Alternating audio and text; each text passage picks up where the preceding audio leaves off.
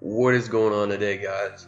I'm going to show you all how you can put a sound kit that you downloaded right here into FL Studio. So the first step you want to do is open up your files, go to OS, go to Program Files 86, Image Line, FL Studio, Data, Patches, and last, Packs.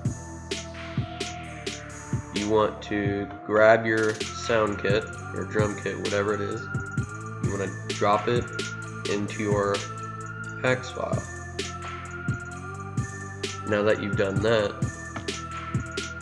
we can now open up FL Studio.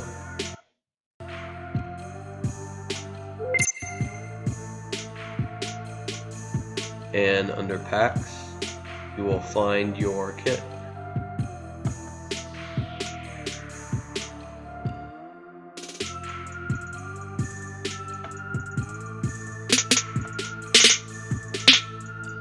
Alright, thanks guys for watching. I hope you enjoyed the video and that it was easy for you to do. If you have any questions, drop them in the comments. And like, subscribe, leave me some feedback, and we'll see you guys in the next video.